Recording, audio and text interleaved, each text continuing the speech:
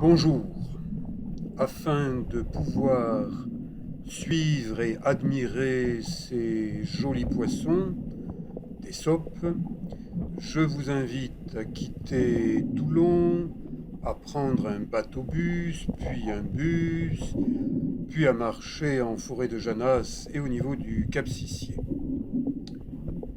Allez, je vous invite à découvrir ou à redécouvrir les rochers des Deux Frères en quittant le port de Toulon. Mais regardez ce gros nuage noir, tout à fait inhabituel.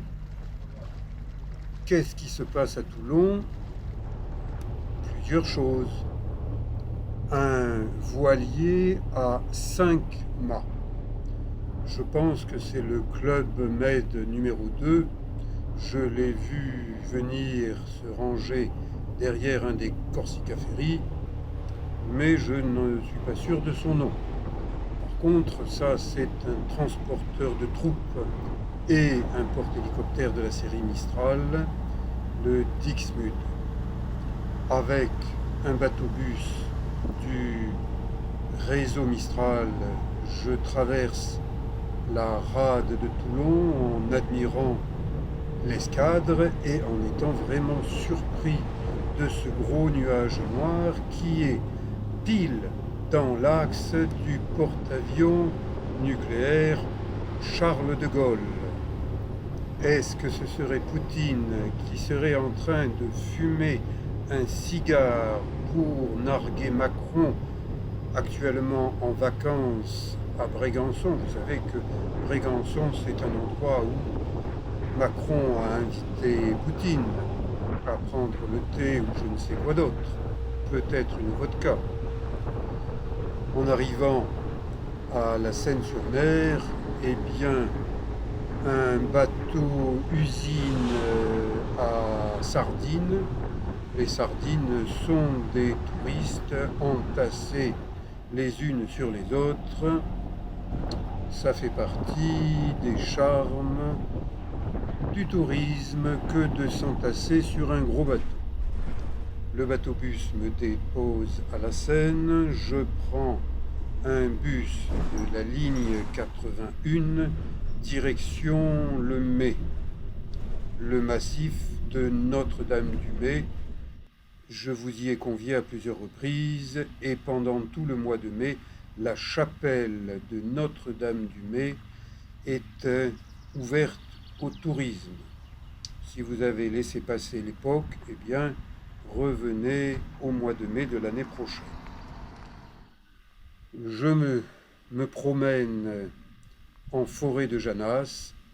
Je le fais à longueur d'année, mais là, au printemps, avec de la verdure, il ne fait pas encore très chaud, ça n'est pas encore la canicule, eh bien, c'est très agréable pour moi de marcher dans cette forêt de Janas où je me promène depuis que je suis tout gamin et vraiment, je ne m'en lasse pas et c'est pour ça que je vous la montre et que je vous la montre à nouveau.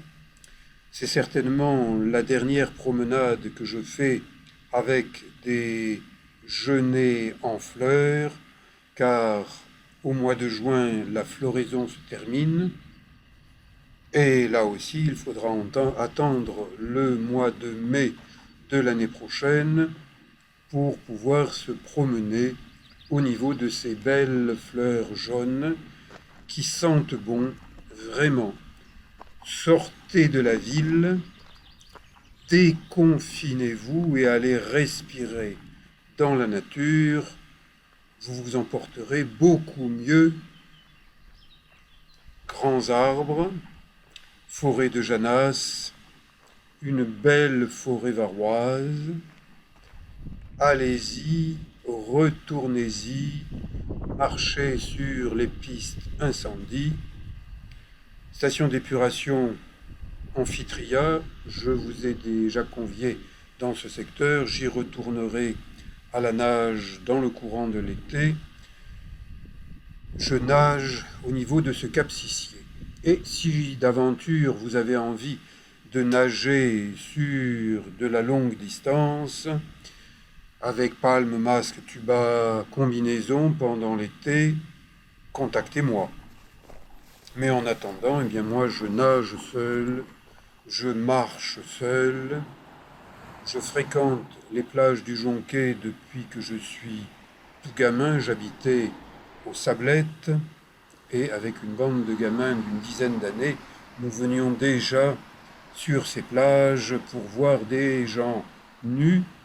Ça nous intriguait, mais bien sûr, je suis devenu naturiste depuis fort longtemps et je continue à être content d'être autorisé de par la loi sur cette partie de littoral qui fait bien 3 km de long au niveau du Cap Sissier, protégé du vent dominant, le Mistral, pouvoir venir bronzer nu sans être importuné par des gendarmes, comme c'était le cas dans les années 70. Attention, le Cap Sissier est un massif schisteux, les roches se délitent, elles tombent, quelquefois de gros morceaux, donc n'allez pas vous mettre n'importe où pour bronzer, sinon vous risquez d'être aplati comme une galette. L'eau se fait rare maintenant sur le Cap Sissier, il ne reste plus que 2 ou 3 sources, alors que lorsque j'étais jeune, il y en avait beaucoup de chez beaucoup. On pouvait facilement prendre une douche avec de l'eau de source.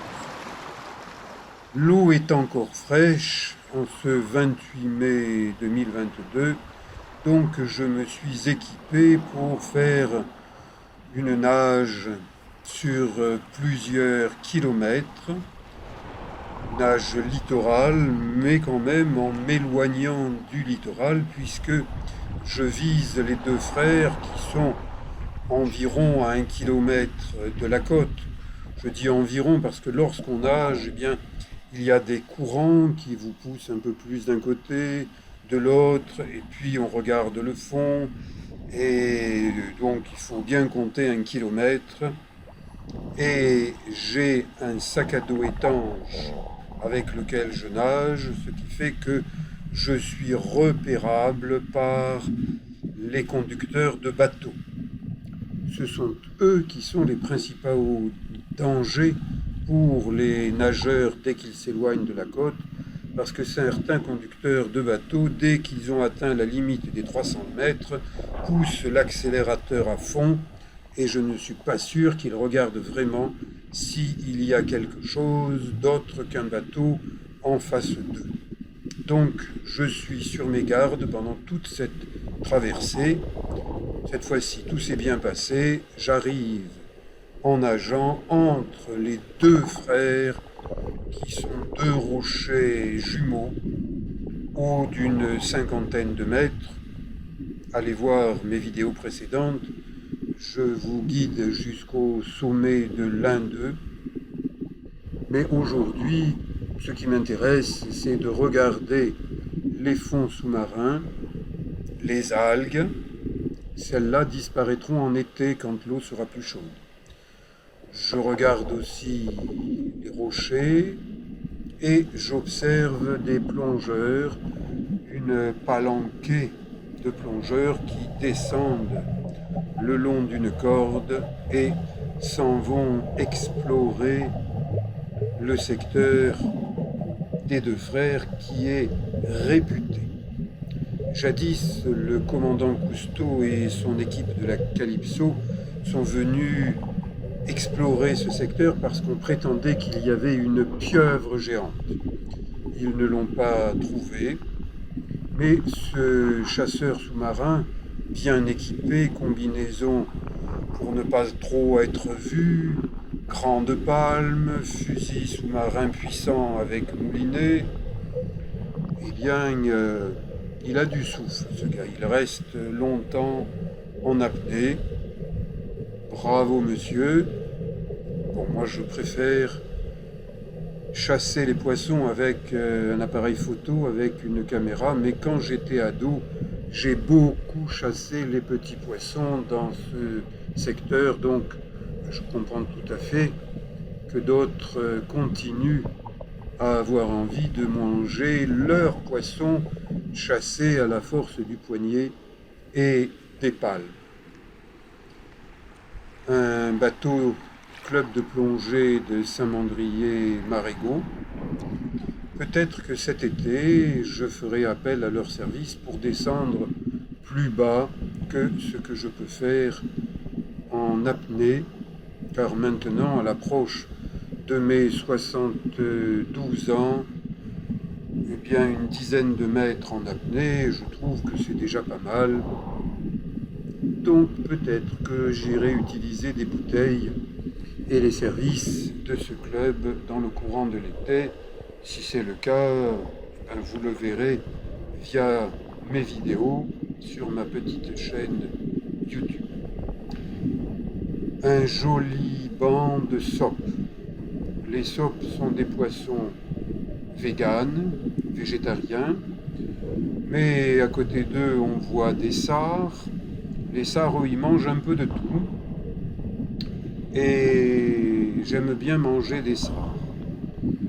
Sauf que je ne les pêche plus, donc je ne les mange plus. Mais je continue à les admirer, à les suivre.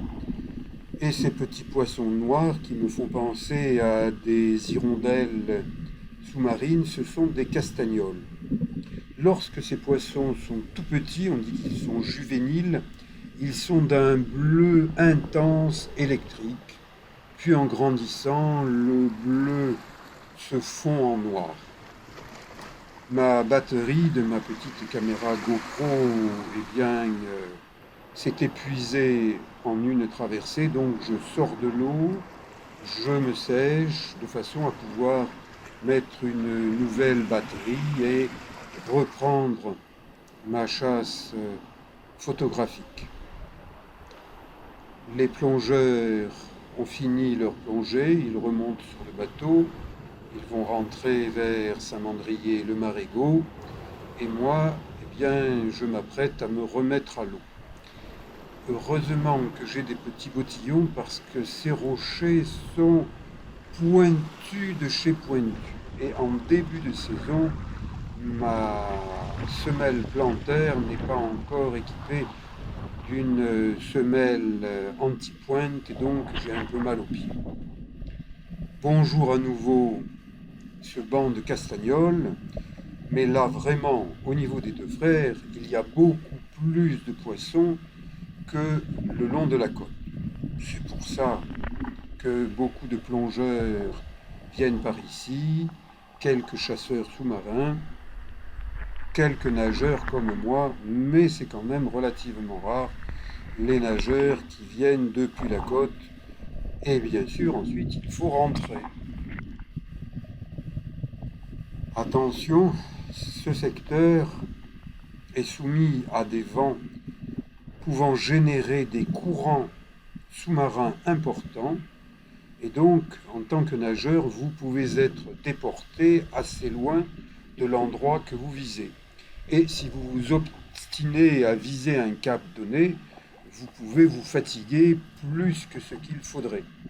Et si vous vous fatiguez en nageant, le premier danger, c'est crampes musculaires. Ça fait mal. Et quand on a mal aux jambes et qu'on ne peut plus s'en servir, on dérive. Et on dérive éventuellement jusqu'en Corse. Moi, j'ai des racines corses, mais j'aimerais pas me retrouver en Corse à la nage en étant parti du Cap-Sicien. Des tomates de mer, n'allez pas y mettre les mains. Vous voyez que moi, j'ai des gants parce que de temps en temps, les rochers sont tranchants. Et quand on grimpe sur des rochers, pour sortir de l'eau, et qu'on est resté longtemps dans l'eau, on a les mains qui sont plus fragiles. Et moi, je suis un masseur kinésithérapeute. Je travaille encore et toujours avec mes mains, donc j'y tiens. Donc je mets des gants. Voilà, il ne me reste plus qu'à rentrer vers les plages naturistes pour recharger mes batteries solaires. Merci.